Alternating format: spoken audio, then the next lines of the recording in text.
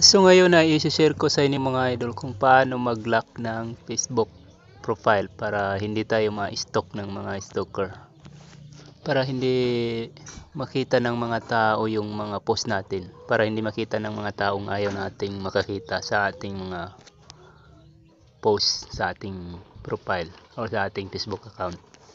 At hindi na rin ma-screenshot at hindi ma-download yung ating mga profile picture. Pati yung mga post natin hindi makikita ng ibang tao. So una mga idol is pupunta tayo sa Facebook.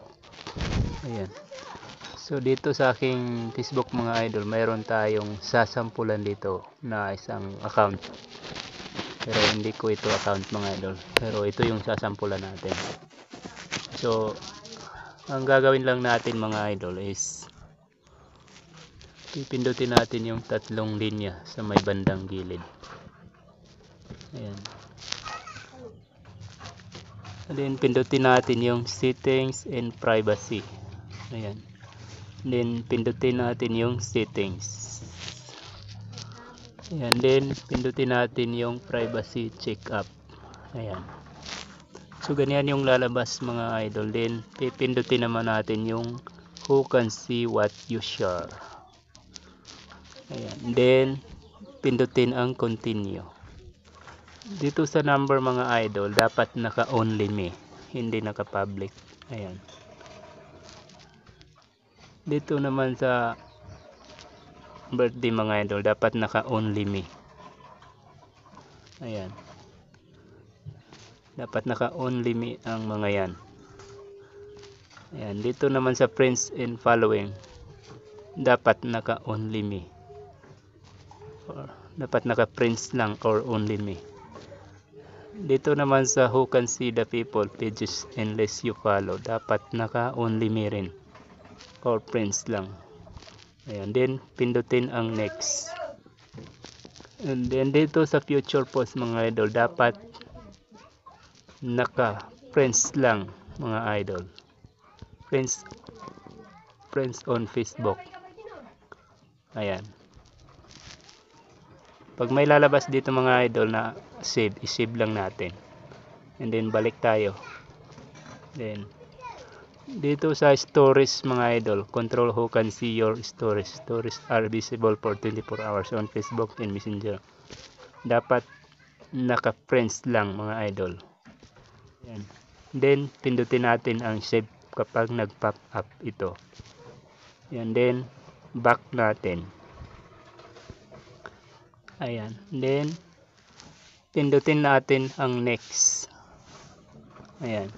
Then pindutin naman natin ang next.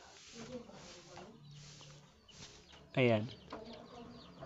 And then you're all set. Then pindutin natin ang review another topic. Ayan. Then pindutin naman natin yung how people can find you on Facebook. Ayan.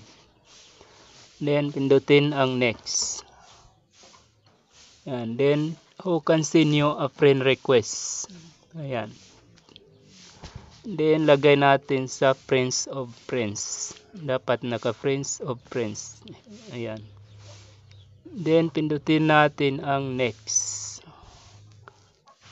And then dito sa phone number and email, dapat naka only me. Ayan. Only me. Ayan. Then continue or pindutin natin ang next. Ayan. Then next. Okay, ayan. You're all set. Review another topic. Pindutin ang review another topic. Ayan. So babalik na tayo mga idol. Pindutin natin ang back. Ayan. Then so punta tayo sa ating profile picture. Ayan, then pindutin natin ang tatlong dot. Ayan, then pindutin natin ang view as. Ayan. So makikita niyo follow na yung nakalagay. So kapag pinindot natin yung ating profile picture, ayan, hindi natin ma-open. So ganyan yung makikita ng ibang tao. Ganito yung makikita ng ibang tao kung sakaling i-view nila ang ating profile picture. Ganyan ang lalabas sa kanilang mga Facebook account. Hindi nila mabibview. Hindi nila ma-view yung ating mga profile picture dahil ganyan ang lalabas. Ayan.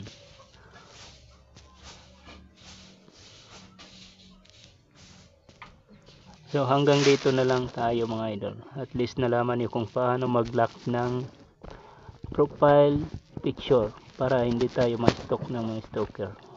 So maraming salamat sa mga nanonood mga idol.